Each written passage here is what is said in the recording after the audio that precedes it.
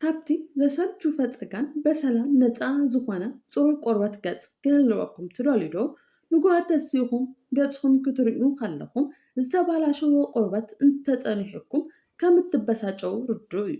ሎሚ ግን ነዚ ጸገም ንምፍታሕ ዶላራት ምኽፋል ኣየድልየኩምን እዩ። ኣብዛ ቪድዮ ነቲ ቆርበትና ዝጎድኡ ዘለዉ ልሙዳት ምግብታትን ብኣንጻሩ ድማ ጽሩይ ገጽ ንኽህልወና እንታይ ክንበልዕ ከም ዘለና ሓቢርና ክንርኢ ኢና። ብዙሓት ሰባት ፈፀጋ ኣብ እዋን ጉርምስና መፂኡ ዝጠፍእ ናይ ዕድመ ነገር ጥራሕ እዩ ኢሎም ይሓስቡ። እዚ ግን ንብዙሓት ካብ ሓቂ ዝረሓቐ እዩ። ፈፀጋ ንነዊሕ ዓመታት መልክዕና ብምብልሻው ንናይ ርእሰ ተኣማንነትና ወይ ድማ ሰልፍ ኮንፊደንስ ዝጎድእ ከቢድ ፀገም ክኸውን ይኽእል እዩ። ንሕና ድማ መፍትሒ ክኾነና ኢልና ዘይፈተናዮ ክሬማትን ዘይገበርናዮ ናይ ገጽ ርየትን የለን። እንተኾነ ግን እቲ ለውጢ ጊዜያዊ ጥራይ ይኸውን። ስለምንታይ? ምክንያቱ እቲ ቀንዲ ጠንቂ ኣብታ ኣብ ልዕሊ እንለኽዮ ክሬም ዘይኮነስ ኣብቲ ናብ ውሽጢ ኣካላትና እነእትዎ ምግብን ኣነባብራን ስለ ዝረከብ እዩ። ስለዚ ኣብዛ ቪድዮ እቲ ብዶላራት ዝሽመት ክሬም ዘይፈትሖ ሚስጥር ሒዘልኩም መፅኣ ኣለኹ። ገጽና ዘባላሽው ዘለዉ 8 ዓይነታት ምግብታትን ብኣንጻሩ ንቆርበትና ብተፈጥሮ ዘጽርዩ 8 ዓይነት ምግብታትን ሓደ ብሓደ ክንሪኦም ኢና። ብተወሳኺ እውን ኣብ ገዛና ብቐሊሉ ክንገብሮም እንኽእል ልምድታትን ፈውስታትን ክንርኢ ኢና። ካብ ብፈፀጋ ዝተሸፈነ ገጽ ናብ ጽሩይን ኣንጸባራቕ ቆርበትን ንኽንሰጋገር ነዛ ቪድዮ ሸለል ከይበልኩም ክሳብ መወዳእታ ሓቢርኩም ንጽንሑ። ሰላም፣ ከመይ ኣለኹም? ኣነ ዶክተር ማይና እየ። ኣብዚ ቻናል እዚ ሰሙናዊ ንጥዕናኹም ዝሕሉ ንህይወትኩም ዝቕይርን ሳይንሳዊ መሰረት ዘለዎም ሓበሬታታትን ሒዝና ንቐርብ። ሎሚ ንብዙሓት መንእሰያትን ዓበይትን ርእሲ ሕማም ኮይኑ ዘሎ ጉዳይ ፈፀጋ ብዕምቆት ክንፍትሾ ኢና። ሓደሽቲ እንተኾንኩም ሰብስክራይብ ብምግባር ቤተሰብ ኩኑ። ቅድሚ ናብቶም መፍትሕታት ምእታውና ፈፀጋ ብባዮሎጂ ደረጃ እንታይ ማለት ምዃኑ ክንርዳእ ይግባእ። ቆርበትና ብተፈጥሮ ንኣሽቱ መተንፈሲ ወይ ድማ ክፍተታት ኣለዎ። እዚ ክፍተታት እዚ ብሰለስተ ቀንዲ ነገራት ክዕጾ እንተሎ እዩ ፈፀጋ ዝፍጠር። ሓደ ብበዝሒ ዘይቲ፣ ቆርበትና ንባዕሉ ንምልስላስ ዘይቲ የፍሪ። እዚ ዘይቲ ካብ ዓቐን ንላዕሊ ምስ ዝኸውን ግን ነቲ ሻምብቆታት ይዓጽዎ። ክልተ ብዝሞቱ ዋህታት ቆርበት፣ ቆርበትና ብተፈጥሮ ነቲ ዝኣረገ ቆርበት እንዳርገፈ ሓድሽ ይትክእ። እዚ ዝሞተ ቆርበት ብጉቡእ እንተዘይወፅኡ ግን ምስ ዘይቲ ተላጊቡ ነቲ ሻምብቆ ይዓጽዎ። ሰለስተ ብባክቴርያ፣ እቲ ዝተዓጽወ ቦታ ንባክቴርያ ምቹው መራብሒ ይኸውን። ሽዑ እቲ ቦታ ይመግልን ይሓብጥን። ስለዚ ፈፀጋ ማለት እዚ ሰለስተ ነገር ተደማሚሩ ዘምጽኦ ቃንዛ ዘለዎ ወይ ዘይብሉ ፀገም ቆርበት እዩ። እዚ ፀገም እዚ ካብ ገጽ ጥራሕ ዘይኮነስ ኣብ ሕቖ፣ ክሳድ ከምኡ እውን ኣብ ኣፍ ልቢ ክፍጠር ይኽእል እዩ። ፈፀጋ ሓደ ዓይነት ጥራሕ ኣይኮነን። ምልክታቱ ተረዲእና ፍታሕ ንምሃብ ዓይነት ፈፀጋና ምፍላይ የድሊ። ሓደ ጸሊም ነጠብጣብ፣ እዚ ፈፀጋ ክፍቲ ኮይኑ እቲ ኣብ ውሽጢ ዘሎ ዘይቲ ምስ ኣየርን ኦክሲጅንን ስለ ዝራኸብ እዩ ጸሊም ሕብሪ ዝሕዝ። እዚ ርስሓት ዘይኮነስ ንኣየር ዝተቃልዐ ዘይቲ እዩ። ክልተ ጻዕዳ ነጠብጣብ፣ እዚ ድማ እቲ ሻምብቆ ሙሉእ ብምሉእ ተዓጽዩ እቲ ዘይቲ ኣብ ትሕቲ ቆርበት ምስ ዝተርፍ ዝፍጠር እዩ። ሰለስተ ፑስቲልስ፣ እዚ እንብሎ ዘለና እቲ ልሙድ ዓይነት ፈፀጋ ኮይኑ ቀይሕ ሕብጥ ኣለዎ። ጫፉ ድማ ብምግሊ ዝተመልአ ጻዕዳ እዩ። እዚ ክትንክፍዎ ከለኹም የቐንዙ እዩ። ኣርባዕተ ሲሲቲ፣ እዚ እቲ ዝኸበደ ዓይነት ፈፀጋ እዩ። ኣብ ልዕሊ ቆርበትና ዘይኮነስ ኣብ ትሕቲ ቆርበትና ዝፍጠር ዓብይ ተሪርን ዘቐንዙውን ሕብጥ እዩ። እዚ ዓይነት ፈፀጋ መብዛሕትኡ ግዜ በሰላ ገዲፉ ናይ ምኻድ ዕድሉ ልዑል እዩ።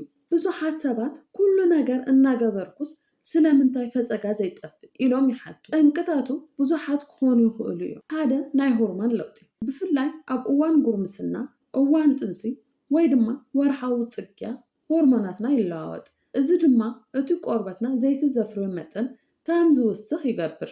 ክልተ ጄኔቲክ፣ ስድራቤትኩም ብፈፀጋ ዝሽገሩ ነይሮም እንተኾይኖም ንስኹም እውን ናይ መሓዝ ዕድልኩም ልዑል እዩ። ሰለስተ መድሃኒታት፣ ገለገለ መድሃኒታት ንኣብነት ናይ ወሊድ መከላኸሊ ክኒናት ወይ ቴሮሪስት ፈፀጋ ከም ዝለዓል ይገብሩ። ኣርባዕተ ጭንቀት፣ ጭንቀት ቀጥታ ፈፀጋ ኣየምፅእን ይኸውን ግን ነቲ ዘሎ ፈፀጋ የጋድዶ እዩ። ሓሙሽተ ኣመጋግባ፣ ብዛዕባ እዚ ብሰፊሑ ኣብታ እትቕፅል ክፋል ክንርኢ ኢና። ክቡራት ተመልከትና፣ ናብቲ ናይ ምግቢ ዝርዝር ቅድሚ ምእታውና ኣብ መዓልታዊ ህይወትና ብቐሊሉ ክነተግብሮም እንኽእል 8 ወሰንቲ ነጥብታት ክንርኢ ኢና። እዚኦም መሰረት ናይ ጽሩይ ቆርበት እዮም። ሓደ ጉቡእ ምሕጻብ። ገጽኩም ኣብ መዓልቲ 2 ግዜ ንጉሆን ምሸትን ብልስሉስ ሳሙና ወይ መጽረይ ተሓጸቡ። ምሕጻብ ማለት ግን ምፍሕፋሕ ማለት ኣይኮነን። ምፍሕፋሕ ንቆርበትና ስለ ዘንድዶ ዝያዳ ፈጸጋ ከም ዝወጽእ ይገብር። 2 ገጽኻ ዘይምትንካፍ። ኢድና ብባክቴርያ ዝተመልአ እዩ። ንገጽና ብኢድና ክንትንክፍ ከለና እቲ ባክቴርያ ናብ ቆርበትና ነሰጋግሮ ኣለና። ስለዚ ኢድኹም ካብ ገጽኹም ኣርሑ። 3 ፈጸጋ ኣይትጽምቑ። ፈጸጋ ክጽምቕ ወይ ክትንከፍዎ ከለኹም እቲ ባክቴርያ ናብ ዝያዳ ዓቕሚ ክፋል ቆርበት ከም ዝኣቱ ትገብር ኣለኹም። እዚ ድማ ንበሰላ ይዳረግ። 4 ንሜክኣፕ ተጠንቀቑ። ሜክኣፕ ትጥቀማ ደቂ ኣንስትዮ እቲ ኦይል ፍሪ ዝብል ጽሑፍ ዘለዎ ሜክኣፕ ክትጥቀማ ይምረጽ። እዚ ማለት ንክፍተታት ቆርበት ዘይዓጹ ማለት እዩ።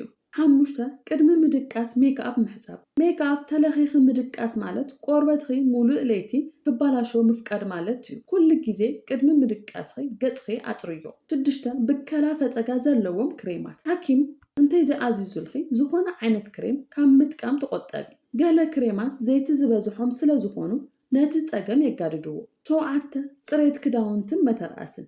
ለይቲ ሙሉእ ምስ ገጽን ጸጉርን ይራኸቡ እዮም። እቲ ካብ ጸጉርና ዝወፀ ዘይቲ ኣብ መተርኣስና ስለ ዝእከብ ብተደጋጋሚ ክሕጸብ ይግባእ። 8 ጸቢብ ክዳውንቲ ምውጋድ። ኣብ ሕቖን ኣፍ ልብን ፈጸጋ ዘለኩም ሰባት ጸቢብ ክዳውንቲ ንረሃቕ ስለ ዝዓብጦ ልሕልሕ ዝበለ ክዳን ተጠቐሙ። ሕዚ ናብቲ ቀንዲ ነጥብና ንምጻእ። ዶላራት ከፊልኩም መድሃኒት እናገዛእኹም እዞም ምግብታት ትበልዑ እንተልዩኹም እቲ ፈጸጋ ክጠፍእ ኣይኽእልን እዩ። ስለምንታይ ከም ዝጎድኡ እንታይ ከም ዝገብሩ ሓደ ብሓደ ንርአዩ። 1 ውጽኢት ጸባ። ጸባ፣ ርግኦ፣ ኣይስክሬም፣ ቹዝ ብዙሓት መጽናዕታት ከም ዘመልክትዎ ጸባ ንመጠን ኢንሱሊን ኣብ ደምና የዛይዶ። ከምኡ እውን ኣብ ጸባ ዝርከቡ ናይ እንስሳ ሆርሞናት ምስ ናይ ሰብ ሆርሞናት ብምልጋብ ቆርበትና ዝያዳ ዘይቲ ከም ዘፍርዩ ይገብሩ። ፈጸጋ እንተልዩኩም ምስ ናይ ሰብ ሆርሞናት ብምልጋብ ቆርበትና ዝያዳ ዘይቲ ከም ዘፍርዩ ይገብር። ፈጸጋ እንተልዩኩም ንገለ ሰሙናት ጸባ እስከ ኣቋርጹ ለውጡ ክትርእይዎ ኢኹም። 2 ሽኮር፣ ሶዳ፣ ከረሜላ፣ ሽኮር ኣብ ደምና ምስ ዝበዝሕ ኢንፍላሜሽን ወይ ምህብጣር ይፍጠር። ፈጸጋ ድማ ብተፈጥሮ ናይ ምህብጣር ውጽኢት እዩ። ስለዚ ሽኮር ምብላዕ ማለት ነቲ ሓዊ ጋዝ ሙሉኡ ማለት እዩ። 3 ዘይቲ ዝበዝሖም ዝተቐለዩ ምግብታት። ፍራይዝ፣ ቺፕስ፣ በርገራት ብበዝሒ ዘይቲ ዝተሰርሑ ምግብታት። እዚኦም ምግብታት ኣዝዮም ነቲ ኣብ ትሕቲ ቆርበትና ዘሎ ዘይቲ ቆርበት ብዓይነቱን ብመጠኑን ይቕይርዎ። በዚ ድማ ንባክቴርያ ዝያዳ ምቹው ይገብርዎ። 4 ዝተሰርሑ ካርቦሃይድሬት፣ ጻዕዳ ሩዝ፣ ጻዕዳ ዳቦ፣ ፓስታ እዚኦም ምግብታት ፋይበር የብሎም። ልክዕ ከም ሽኮር ጠለብ ኢሎም ናብ ደም እዮም ዝኣትዉ። እዚ ድማ ነቲ ናይ ፈጸጋ ሆርሞናት የተባብዑ። ኣብ ክንድኡ ብርስን፣ ዓረስ ወይ ድማ ኦትሚል ምጥቃም ይምረጽ። 5 ዘይበሰለ ባናና። ምናልባት እዚ ሓድሽ ክኾነኩም ይኽእል እዩ። ዘይበሰለ ባናና ዝለዓለ መጠን ስታርች ኣለዎ። እዚ እውን ልክዕ ከም ሽኮር ንደምና ከናውፅኦ ይኽእል እዩ። ስለዚ ባናና ክትበልዑ ከለኹም ዝበሰለ ምዃኑ ኣረጋግጹ። 6 ቀይሕ ስጋ። ቀይሕ ስጋ ንምሕቃቁ ከቢድ እዩ። ኣብ ውሽጢ ኣካላትና ነዊሕ ግዜ ይጸንሕ። ከምኡ እውን ብዙሕ ጮማ ስለ ዘለዎ ንምህብጣር ቆርበት ክሕግዝ ይኽእል እዩ። ኣብ ክንድኡ ጻዕዳ ስጋ ከም ደርሆ ወይ ዓሳ ምብላዕ ይምረጽ። 7 ካፌን። ቡንን ሻሂን። ካፌን ዲዩሬቲክ እዩ ማለት ማይ ካብ ኣካላትና ከም ዝወጽእ ይገብር። ቆርበትና ማይ ምስ ዝጸምኦ ድማ ይነቅጽ። ዝነቐጸ ቆርበት ንምልስላስ ድማ ኣካላትና ተወሳኺ ዘይቲ የፍሪ። እዚ ተወሳኺ ዘይቲ ንፈጸጋ የስዕብ። 8 ኣልኮላዊ መስተ። ኣልኮል ንኣካላትና ይንቅጾ። ዲሃይድሬሽን ከምኡ እውን ንኢሚኑ ሲስተምና ወይ ድማ ናይ ምክልኻል ዓቕሚ ኣካላትና የዳኽሙ። ዓቕሚ ምክልኻልና ምስ ዝደክም ድማ ነቲ ኣብ ገጽና ዝፍጠር ባክቴርያ ክቃለሶ ኣይኽእልን። ሕጂ ድማ እቲ ዝሕጉስ ክፋል ፈጸጋ ንምጥፋእ እንታይ ክንበልዕ ኣለና? እዞም ዝስዕቡ 8 ዓይነታት ምግቢ ንቆርበትኩም ካብ ውሽጢ ብምሕካም የጽርይዎ። 1 ፍረታት ቤርስ፣ ስትሮበሪ፣ ብሮኮሊ፣ ካልኦት ቀያሕትን ጸለምትን ፍረታት። እዚኦም ብኣንቲ ኦክሲዳንት ዝሃብቶሙ እዮም።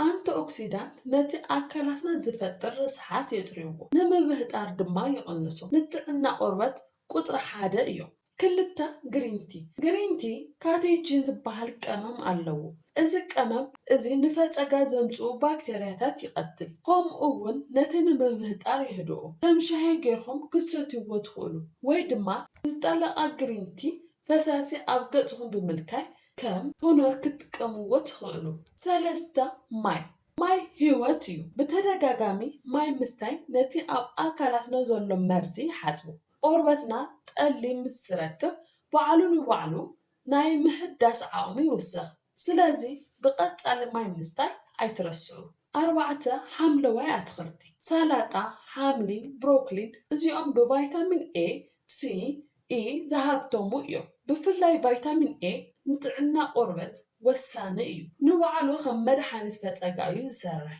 5 ጸሊም ቸኮሌት ቸኮሌት ክትበልዑ ትኽእሉ ኢኹም ግን ጸሊም ቸኮሌት 70 ሚእታዊ ንላዕሊ ኮኮዋ ዘለዎ ቸኮሌት ሽኮር ስለዘይብሉ ኣንቲ ኦክሲዳንት ስለዘለዎ ንቆርበት ጽቡቕ እዩ 6 ፍረታት ሎሚ ኣራንሺ ግሪፕ ፍሩትስ እዚኦም ቫይታሚን ሲ ኣለዎ ቫይታሚን ሲ ንቆርበት ኮላጅን ንኽሰርሕ ይሕግዞ ኮላጅን ድማ ንቆርበትና ድልዱልን ጥዑይን ይገብሮ በሰላን ምጥፋእ እውን ይሕግዝ 7 ብርሽንን ጥራምረ ብርሽን ሽምብራ ባሎንጓ እዚኦም ፋይበር ኣለዎ ፋይበር ንስርዓት ምሕቃቅ ምግቢ የቃልሎ ከብድና ጽሩይ እንተኾኑ ገጽና እውን ጽሩይ ይኸውን ከምኡውን ዚንክ ዝበሃል ሚነራል ኣለዎ ዚንክ ድማ ንፈፀጋ ንምሕካም ዝሕግዝ እዩ 8 ኦቲስ ዝለዓለ ፋይበር ዘለዎ እኽሊ እዩ ንምግቢ ጥራሕ ዘይኮነስ ኦቲስ ብማይ ብምሕዋስ ከም ማስክ ጌርኩም ኣብ ገጽኩም ብምልካይ ነቲ ዘሎ ሕበጥ ከዝሕሉ ይኽእል እዩ ክቡራት ተኸታተልቲ ፈፀጋ ብሓደ ለይቲ ዝጠፍእ ነገር ኣይኮነን ትዕግስቲ የድሊ እዞም ዝዘርዘርናዮም ምኽርታት ብፍላይ እቲ ኣመጋግባ ለውጢ ንተኸታታሊ ሰሙናት እንተተግቢርኩም ቆርበትኩም ካብ ውሽጢ ክጸርን ከንጸባረቕን እዩ ናይ ግዳም ክሬም ጊዜያዊ እዩ ናይ ውሽጢ ጥዕና ግን ዘላቒ ጽባቐ እዩ እዞም ለውጥታት እዚኦም ሎሚ ጀምረዎ ንጽባቐኹም ጥራሕ ዘይኮነስ ንሓፈሻዊ ጥዕናኹም እውን ወሰንቲ እዮም ናይ ሎማዓንቲ መደብ ጥዕናና እዚ ይመስል ነይሩ እዛ ቪድዮ ንዓኹም ጠቃሚት ሓበሬታ ከም ዝሃበትኩም ተስፋ ንገብር ፈፀጋ ዘለዎም መሓዛ ወይ ስድራ ቤት እንተሃልዩኩም እዛ ቪድዮ ሼር ብምግባር ሓግዝዎ ሕቶ ወይ ርእይቶ እንተሃልዩኩም ኣብ ኮሜንት ጻሓፉልና ከምዚ ዓይነት ህይወት ዝቕይር ቪድዮ ንኸይሓልፈኩም ንቻናልና ሰብስክራይብ ምግባር ነታ ናይ ደወል ምልክት ምጥዋቕ ኣይትረሱ ክሳብ በኻሊእ መደብ ንራኸብ ጽሩይ ቆርበትን ሰላምን ንዓኹም ይኹን ሰላም ጽንሑ